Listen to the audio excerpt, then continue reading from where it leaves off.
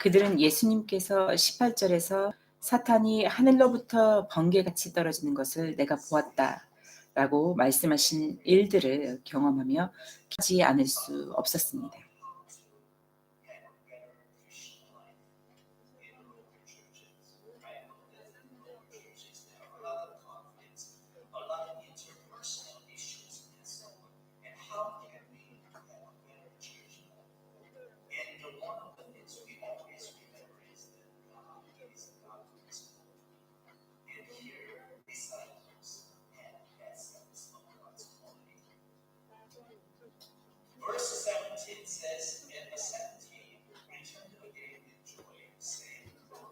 다시 말하지만 17절 말씀에 70명이 기뻐하며 돌아와 이르되 주여 주의 이름으로 말미암아 마귀들도 우리들에게 굴복하나이다 하니 아멘. 그들은 기뻐하며 돌아왔습니다.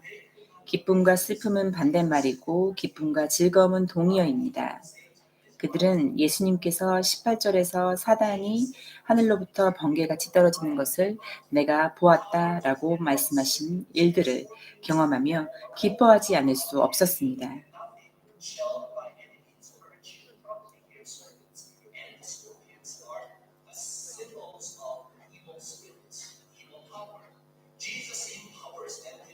(19절에) 보라 내가 너희에게 뱀과 정갈을 밟으며 원수의 모든 능력을 제압할 권능을 주노니 어떤 방법으로도 너희를 해칠 것이 전혀 없으리라. 아멘. 이라는 예수님의 말씀처럼 주님께서는 그들에게 그분의 권능을 주셨습니다. 그들이 돌아와서 기뻐할 때 예수님께서는 그들에게 말씀하셨습니다. 20절 말씀을 보겠습니다. 그럼에도 불구하고 영들이 너희에게 굴복하는 이 일로 기뻐하지 말고 오히려 너희의 이름이 하늘에 기록되었으므로 기뻐하라 하시니라. 아멘. 그들의 최종적 기쁨은 이 지상의 것이 아니라 하늘에 속한 것이었습니다. 그들의 이름이 하늘에 기록되었습니다. 주님께로부터 몇 가지 교훈을 더 배우겠습니다. 첫 번째 본문 말씀입니다. 기뻐하되 기뻐하지 말라. 다시 한번 17절에서 19절까지 읽으시겠습니다. 70명이 기뻐하며 돌아와 이르되 주여 주의 이름으로 말미암아 마귀들도 우리에게 굴복하나이다 하니 그분께서 그들에게 이르시되 사탄이 하늘로부터 번개같이 떨어지는 것을 내가 보았노라. 보라 내가 너희에게 뱀과 정갈을 밟으며 원수의 모든 능력을 제압할 권능을 주노니 어떤 방법으로도 너희를 해칠 것이 전혀 없으리라. 아멘.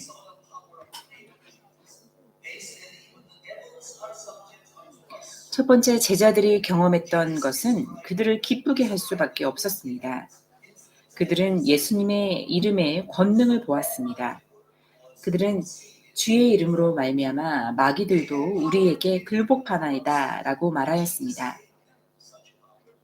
예수님께서는 그러한 사건을 사탄이 하늘로부터 떨어지는 것이라고 표현하셨습니다. 그들은 사탄을 굴복시키는 권능을 가졌었습니다. 예수님께서 그들에게 그러한 권능을 주셨습니다. 예수님께서는 내가 너희에게 권능을 주노니 라고 하셨습니다. 여기서 주노니라는 단어는 단순한 현재 시제가 아니라 완료 시제였습니다. 따라서 예수님께서는 내가 너희에게 권능을 주었다 라고 말씀하고 계시는 것입니다. 이제 우리는 예수님께서 그들을 권능과 함께 보내셨다는 것을 알게 되었습니다. 그리고 그들이 경험했었던 모든 일들은 주님께서 주신 권능에서 비롯된 것들이었습니다. 그들에게 주신 권능은 놀라운 것이었습니다. 그 권능은 뱀과 정갈을 밟으며 원수의 모든 능력을 제압할 수 있는 권능들이었습니다. 어떠한 것으로도 그들을 해할 수 없었습니다. 그러므로 그들이 성공적으로 임무를 마치고 돌아왔을 때 그들의 기쁨은 진심이었습니다. 그들은 이적을 행하였고 사탄의 소나기에서 사람들을 구했습니다. 모든 일들이 예수님의 이름으로 일어났습니다. 그들에게 기뻐할 만한 모든 이유가 여기 있었습니다. 그러한 그들에게 예수님께서 말씀하셨습니다. 그럼에도 불구하고 그것들로 인해 기뻐하지 말라. 두 번째, 기뻐해야 할 다른 이유가 있었습니다. 예수님께서는 그들이 기뻐하시는 것을 보시고는 그것들로 인해 기뻐하지 말라고 말씀하셨습니다. 그들이 기뻐할 만한 일을 경험하기도 하였지만 그렇다고 하여도 그런 순간에 주님으로부터 그들은 기뻐하지 말라는 말씀을 들었습니다.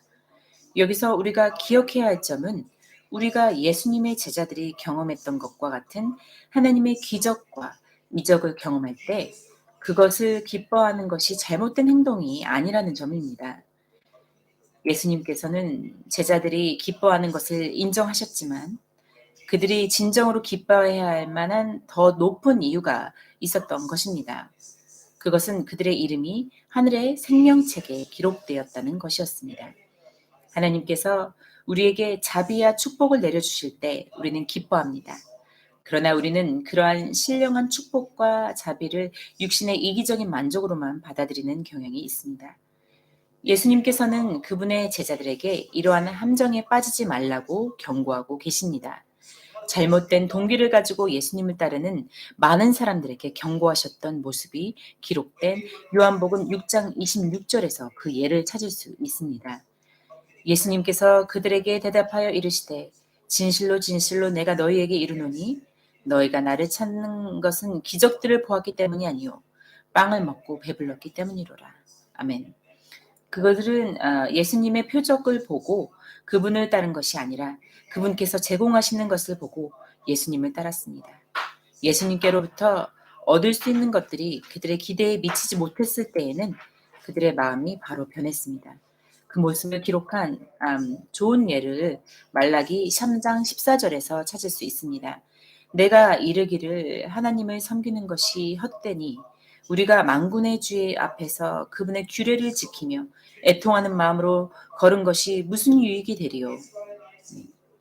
하나님의 축복과 자비를 기뻐하는 일 자체로는 선한 일이며 우리에게 허락된 것이라는 것을 우리는 알고 있습니다. 그러나 우리의 마음이 그곳에만 머물러 있다면 우리가 기뻐하는 것은 악하고 죄된 것으로 변질되어 버립니다. 우리는 이 생애 동안 경험하고 맛보는 것들이 아무리 크고 위대하다 하더라도 그보다 더 고귀하고 훨씬 높은 기쁨의 근거가 있다는 사실을 알아야 합니다. 저는 여러분들이 20절에 나타난 그리스도의 마음을 읽을 수 있기를 바랍니다. 그럼에도 불구하고 그 영들이 너희에게 굴복하는 이 일로 기뻐하지 말고 오히려 너희 이름이 하늘에 기록되었으므로 기뻐하라 하시니라. 아멘. 그 높고 고귀한 기쁨의 근거는 바로 하늘의 이름이 기록되었다는 것입니다. 세 번째로 우리가 무엇을 기뻐하는가는 우리의 마음을 드러냅니다. 무엇인가의 기쁨을 느끼는 것은 우리가 품고 있는 그것에 대한 애정과 비례합니다.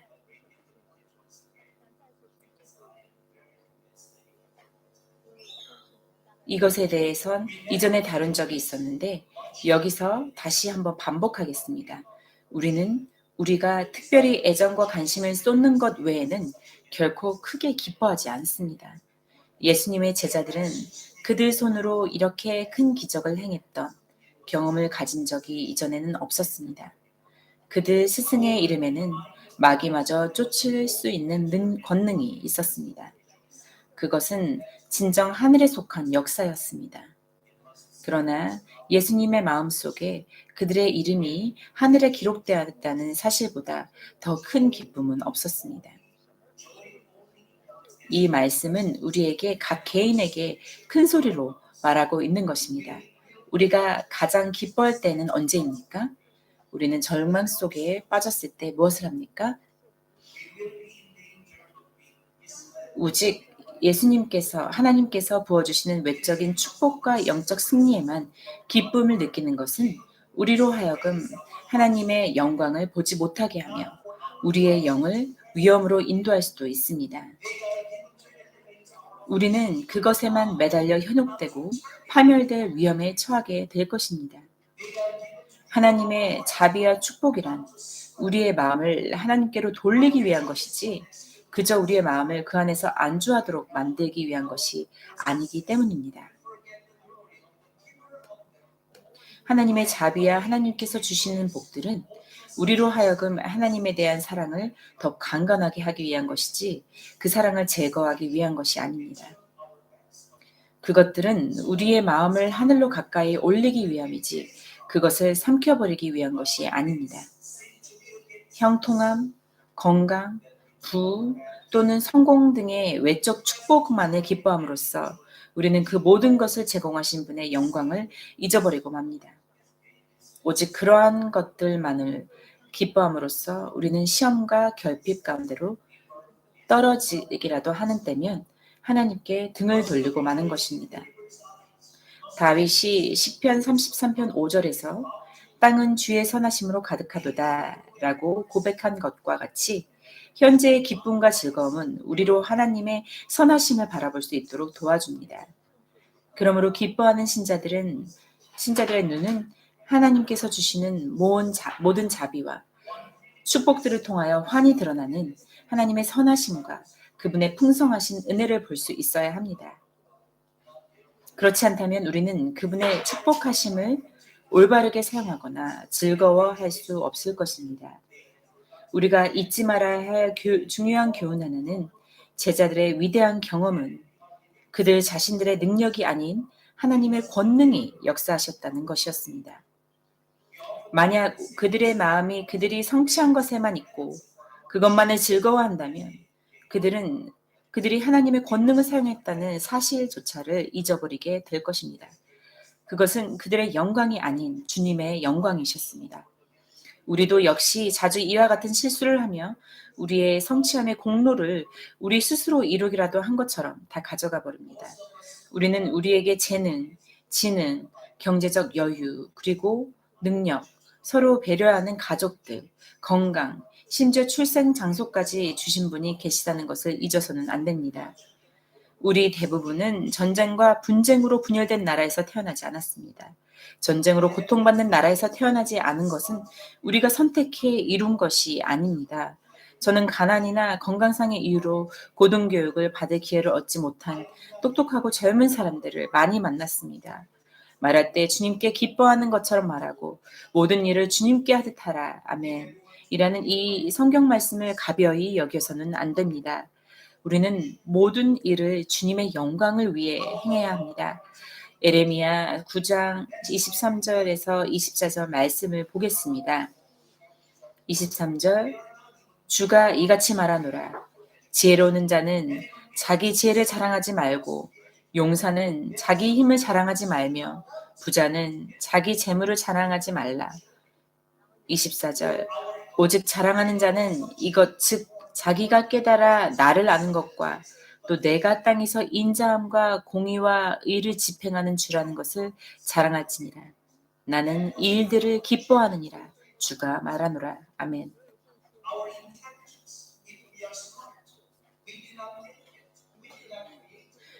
우리 네 번째 말씀에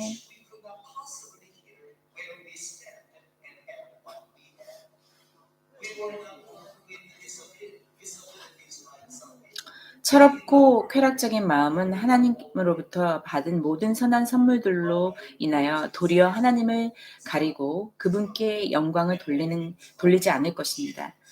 우리가 그러한 마음을 가지고 있을 때 하나님의 모든 축복들과 자비하심을 통하여서도 하나님을 보지 못하고 오직 그 복들 자체만을 기뻐하는 데 그칠 것입니다. 신명기 32장 15절 말씀에 그러나 여수run이 기름지게 됨에 발로 찼도다. 내가 기름지고 비대하고 기름으로 덮임에 그때 그가 자기를 만드신 하나님을 버리고 자기를 구원하신 반석을 소홀히 여겼도다. 아멘. 하나님의 축복은 우리에 대한 그분의 사랑의 징표이지만 우리는 그것을 단단한 철문으로 바꾸어서 하나님과의 친밀한 관계로부터 우리 자신을 격리하는 일을 하도록 만들고 맙니다.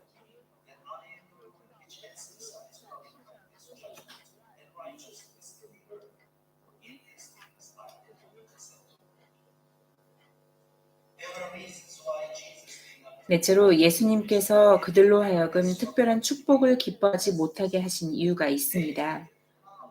그들이 하나님께서 주신 가장 높고 선한 것을 보지 못하고 즐길 수 없을 만큼 눈이 흐려질 수도 있기 때문입니다. 하나님의 모든 축복은 하나님을 볼 수 있도록 가리키는 화살표입니다. 그러나 지상의 축복에 머무르는 것은 그들로 하나님에 대한 사랑과 경배가 자라나는 길로 나가지 못하게 할 것입니다. 만약 하나님의 축복과 자비하심의 일들이 우리의 예배의 목적이라면 그것들은 우리가 따르지 말아야 할 그릇된 우상들이며 거짓 형상들입니다. 우리는 세상의 재물들을 바라보면서 하나님의 자비를 남용하고 있습니다. 그것들을 하나님의 자리에 앉힘으로써 그것을 우상과 같이 만들었습니다. 그것이 우리들 중 많은 이들이 어려움에 처했을 때 하는 행동들입니다. 고난과 어려움이 없는 삶은 하나님의 형상이 되고 삶 속에서 마주하는 고난과 어려움은 곧 하나님께서 계시지 않다고 하는 표식처럼 치부되고 맙니다. 그리함으로써 우리는 하나님을 예배하는 것이 아니라 고난이 없는 삶의 형상으로 만들어진 거짓된 하나님의 이미지를 예배하게 되어버리는 것입니다. 이러한 하나님의 축복에 대한 남용은 우리의 길 위에 위험 요소를 놓는 격입니다. 우리가 하나님의 거짓 이미지를 세우고 있을 때 하나님께서 그것을 무너뜨리십니다. 우리의 마음속 중심에 거짓된 이미지가 자리 잡았을 때 하나님께서는 두 가지 방법으로 그것을 속히 제거하십니다. 한 가지 방법은 우리의 위안, 편안을 가져가실 것입니다. 우리의 위안과 평안은 재정적 안정, 아이들이 올바르게 자라는 것 등을 포함한 가족의 성공, 건강, 그리고 모든 면에서의 하나님의 축복하심이었습니다. 우리가 그것을 당연한 것으로 여기기 시작하며 하나님을 그 평안함을 위해서 예배하며 그 평안함을 우리의 신으로 만들어버립니다. 그럴 때 우리는 하나님의 채찍질의 은혜를 경험하게 될 것입니다. 그리고 그것을 통해 하나님을 올바로 경배하는 것이 회복될 것입니다. 두 번째 방법은 하나님께서 우리를 그대로 평안함 속에 그대로 남겨두시는 것입니다. 그런 후 하나님 자신이 멀리 떠나시게 되는데 이것이야말로 우리의 불신과 불순종의 무서운 결과물입니다. 그렇다면 우리가 하나님의 축복을 오용하지 않으려면 어떻게 해야 할까요?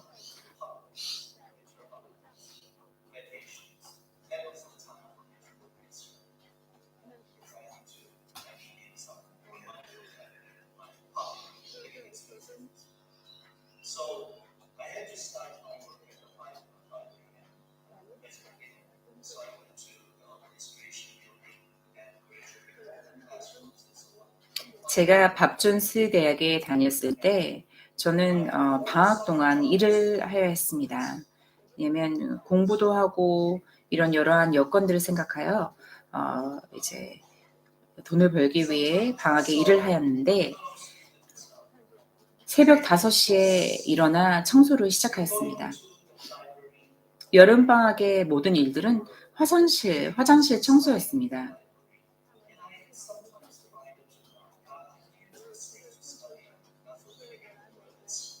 그럴 때 저는 많은 동료 학생들이 그 도서실에서 공부하는 것을 보고 그런 마음을 느꼈습니다. 그리고 하나님께 부르짖었습니다.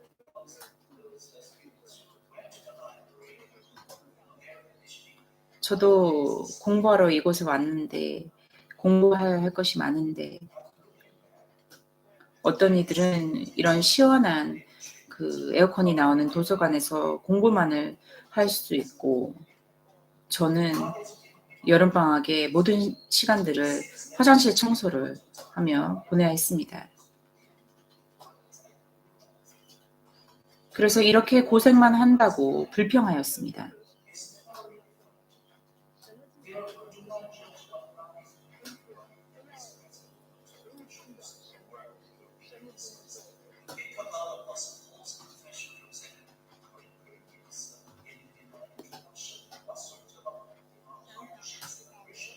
그러나 지금 보니 그것은 저의 연약함이었습니다.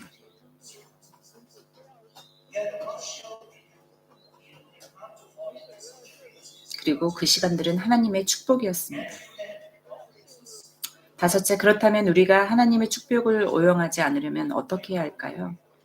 영국의 신학자 매튜 미드는 우리에게 좋은 조언을 해주었습니다.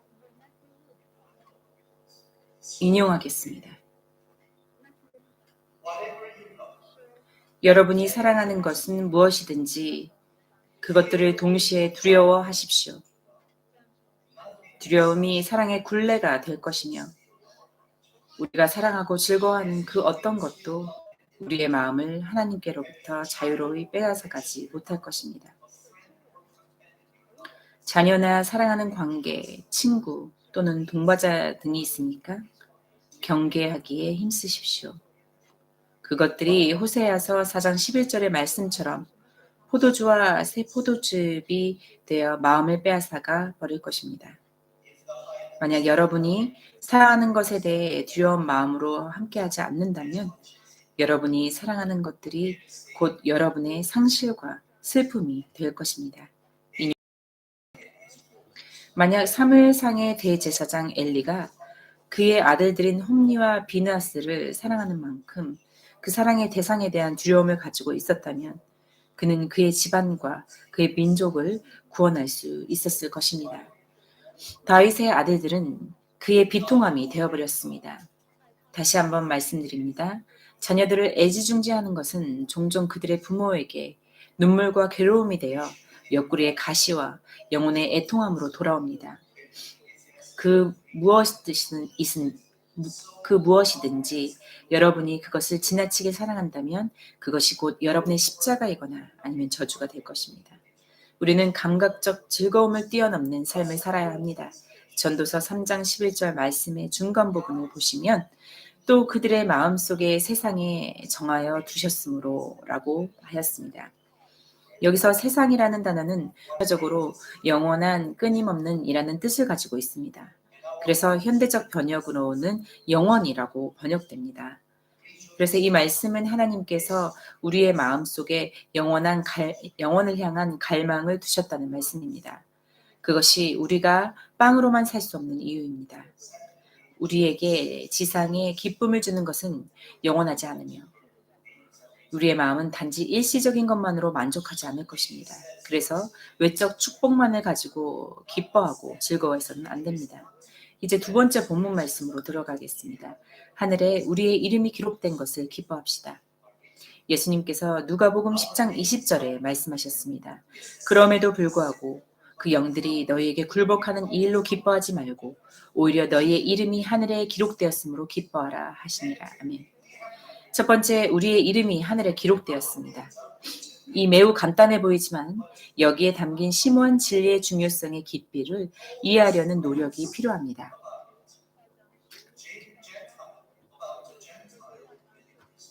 부정적으로 접근한다면 우리가 하늘에 우리의 이름을 기록한 것이 아닙니다. 우리의 이름은 하늘에 기록되어진 것입니다. 이것은 각 사람의 행위가 아닙니다.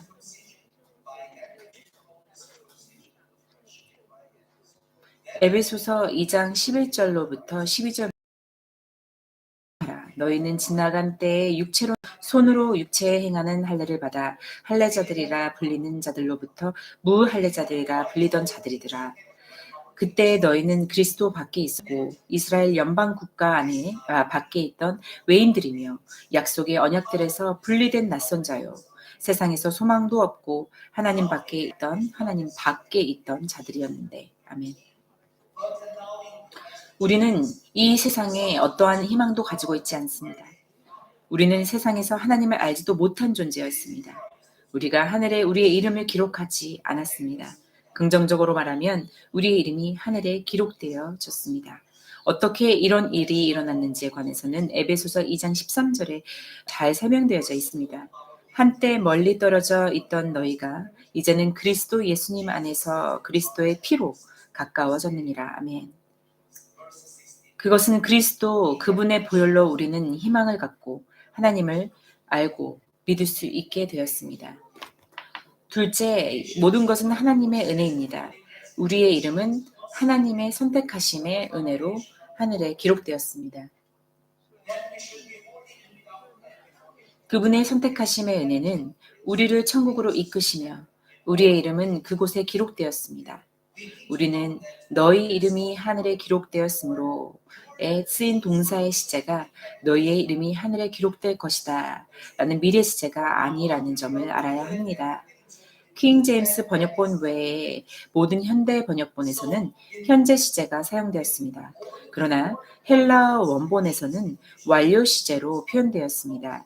우리의 이름이 하늘에 기록되어 있습니다. 그것은 오직 하나님의 선택하심의 은혜로만 설명될 수 있습니다. 우리의 이름은 하나님의 사랑으로 하늘에 기록되었습니다. 이것이 요한복음 3장 16절에 하나님께서 세상을 이처럼 사랑하사 자신의 독생자를 주셨으니 이것은 누구든지 그를 믿는 자는 멸망하지 않고 영존하는 생명을 얻게 하려 하심이라. 아멘. 의 뜻입니다.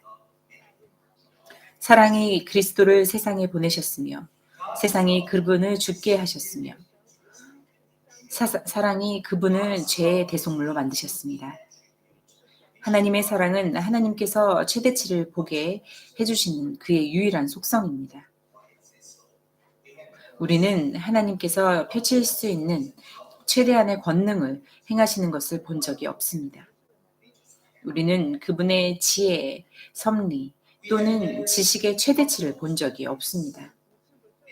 그러나 우리는 그분의 사랑의 최대치를 보았습니다. 하나님께서는 잃어버린 영혼을 위해서 자신의 아들이신 예수님을 대속물로 삼아 우리의 죄를 담당하게 하셨습니다.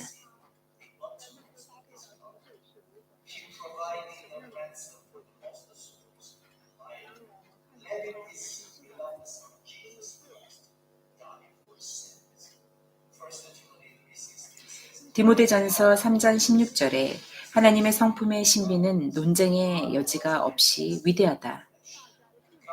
하나님께서 육체 안에 나타나시고 성령 안에서 의롭게 되시고 천사들에게 보이시고 이방인들에게 선포되시고 세상에서 믿기시고 영광 속으로 올려져 영접을 받으셨느니라. 아멘. 셋째, 우리의 이름이 하늘에 기록된 것은 특별한 권리입니다. 하나님께서 그분의 피조물에게 부어주실 수 있는 축복들에는 생명, 부, 관계 또는 명예를 포함한 많은 다른 축복들이 있었습니다. 그렇다면 그것들 중 어떤 것이 우리가 하나님의 사랑 안에 거하고 있다는 것을 증명하는 것일까요? 세상에는 하나님을 알지 못하는 수많은 부자들이 있습니다. 생명을 가지고 살아있는 많은 자들이 그 영은 죽어 있습니다. 세상에서 명예와 존경을 받는 사람들 중에는 하나님께서 귀히 여기지 않는 수많은 이들이 있습니다. 사도행전 12장 21절과 23절을 보면 헤롯 왕은 사람들에게 존경을 받았지만 벌레에게 먹혀 숨을 거두지 않았습니까? 하늘에 이름이 적힌 것은 매우 특별한 특권입니다. 예레미야 17장 13절 말씀. 오 주여, 이스라엘의 소망이시여, 주를 버리는 자들은 다 부끄러움을 당하며 나를 떠나는 자들은 땅에 기록되리니 이는 그들이 생수의 근원이신 주를 버렸기 때문입니다. 아멘. 그들의 이름은 땅의 먼지 안에 기록되었습니다. 땅에 묻힌 것은 곧 썩게 됩니다. 마찬가지로 땅에 기록된 이름도 곧 썩게 됩니다. 잠언 10장 7절을 함께 읽으시겠습니다. 의인을 기념하는 것은 복된 일이나 사악한 자의 이름은 썩으리로다. 아멘. 이 땅은 망각의 장소입니다. 하늘에 기록된 것은 영원하지만 이 땅의 먼지 속에 기록된 것은 곧 잊혀집니다.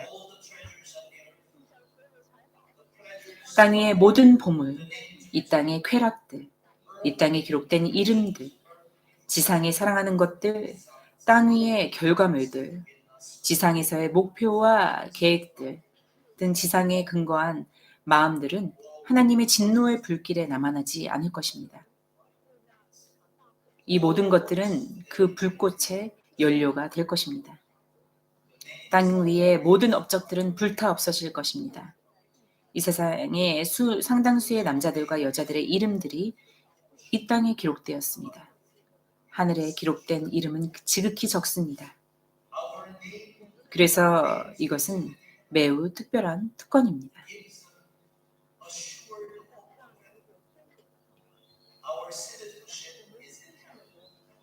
네 번째로 너희 이름이 하늘에 기록된 것으로 라는 말씀은 천국에 대한 확실한 소망을 갖게 합니다. 우리의 시민권은 천국에 있으며 우리는 그곳에 속해 있습니다. 빌립보서 3장 20절 말씀입니다. 빌립보서 3장 20절 말씀. 그러나 우리의 시민권은 하늘에 있는지라 거기로부터 구원하는 자 곧 주 예수 그리스도를 기다리노니. 아멘. 천국은 우리의 유산입니다. 우리의 이름이 하늘에 기록되어 있다면 우리는 반드시 그 하늘의 영광을 함께 누릴 것입니다. 우리의 시민권이 하늘에 있지 않다면 우리의 종교는 헛된 것입니다. 요한일서 2장 15절 말씀을 보겠습니다. 이 세상이나 세상에 있는 것들을 사랑하지 말라. 누구든지 세상을 사랑하면 한 아버지의 사랑이 그 안에 있지 아니하니. 아멘.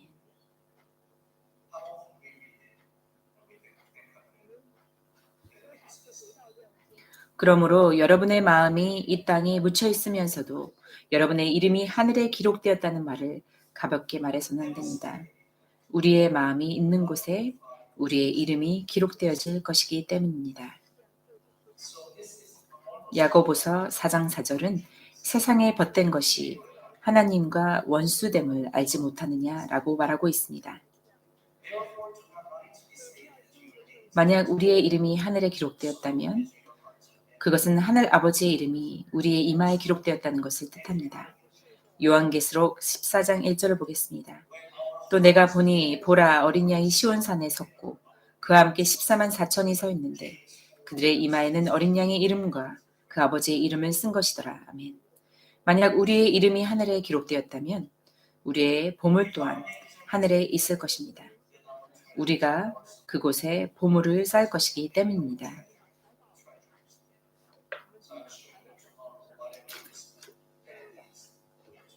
따라서 여러분이 내일 이 미션배에서 사용하는 그 돈들은 아마 하늘에 보물로 쌓일 것입니다. 대부분의 사람들이 쌓은 보물들은 사라질 것이며 이 땅의 보물들은 썩고 좀먹을 보물들이며 헛된 보물입니다. 따라서 다섯째로 우리는 우리의 이름이 하늘에 기록되었다는 것을 기뻐할 수 있습니다.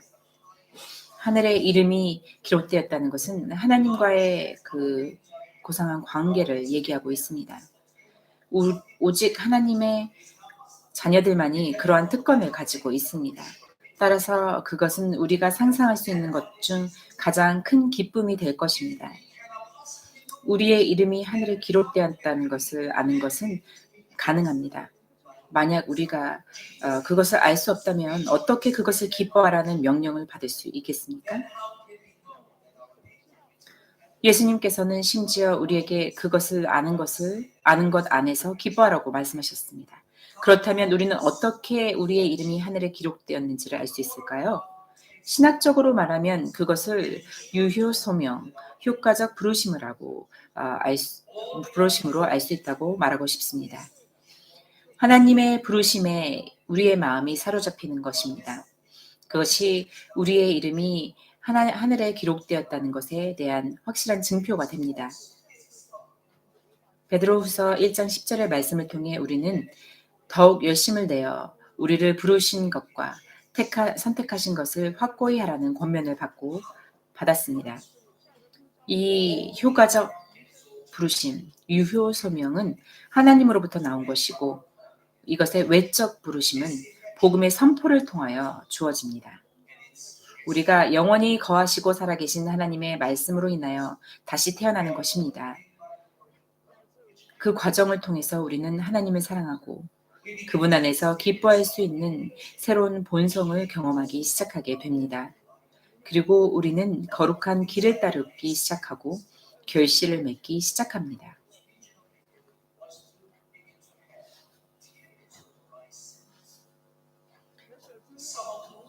우리가 다시 태어났다면 우리의 죄에 대해서 아마 눈물을 흘리는 고백과 회개가 있을 것입니다.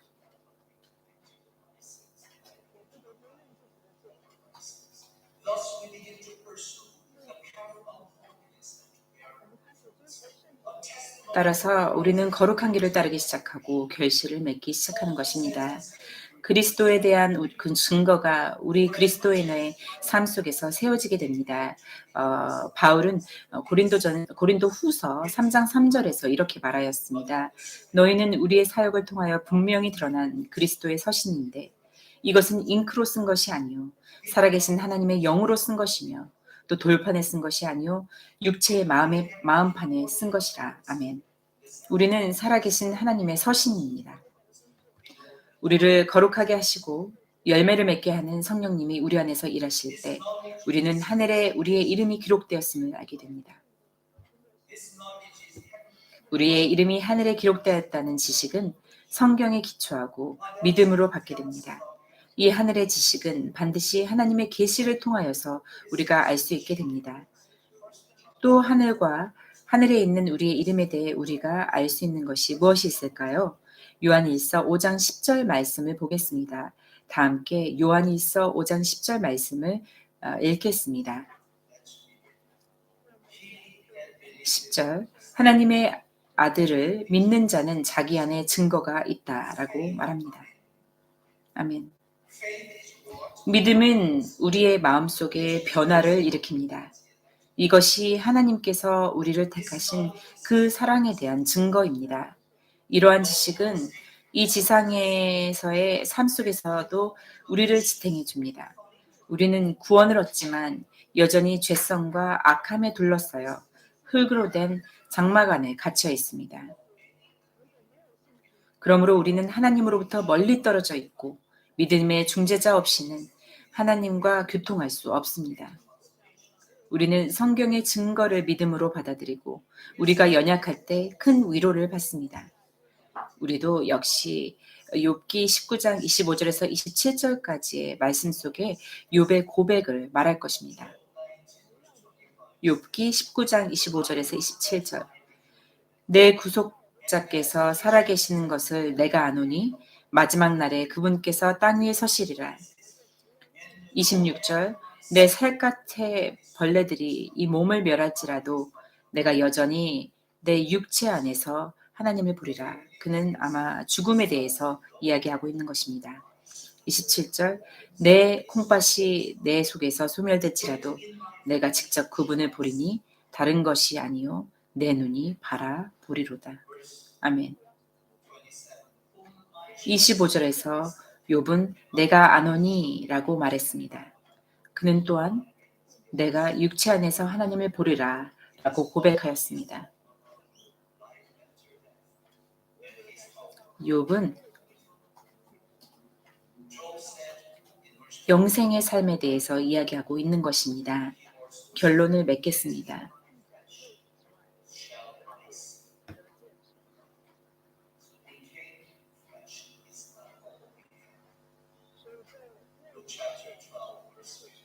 누가복음 12장 12절은 사람의 생명이 그의 풍부한 소유에 있지 아니하다 라고 말하고 있습니다.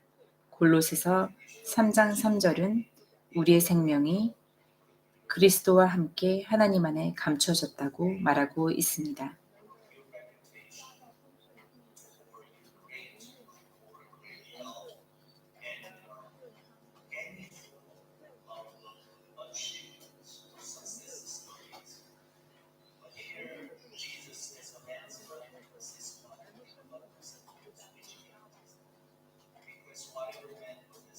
누가복음 12장 12절에 사람의 생명이 그의 풍부한 소유에 있지 아니한다라고 말씀하셨던 여기서 사람들은 그 소유에 대해서 자신의 어떤 명예 그리고 자신이 성취한 것들에 대한 생각을 하겠지만 하나님께서는 여기서 사람의 생명이 그의 풍부한 소유에 있지 아니한다라고 말씀하고 계십니다.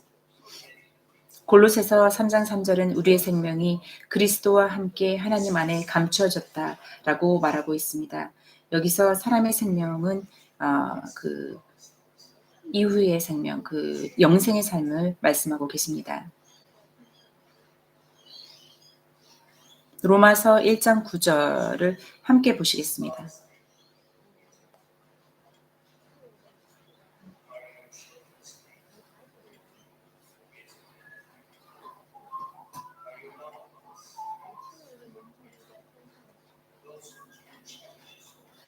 내가 그분의 아들의 복음 안에서 내 영으로 섬기는 하나님이라고 고백하며 빌립보서 3장 13절에서 내가 뒤에 있는 그것들은 잊어버리고 표대를 향해 밀고 나갈 것을 선포하였습니다. 여러분, 하늘의 이름이 기록됨이 여러분들에게 가장 큰 기쁨을 주고 있습니까? 우리 사랑하는 자들의 이름이 천국에 기록되었습니까?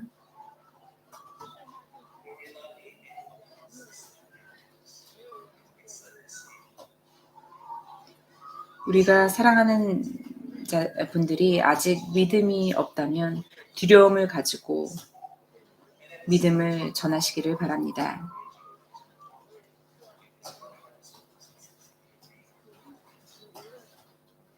이 말씀이 여러분에게 격려가 되길 바랍니다.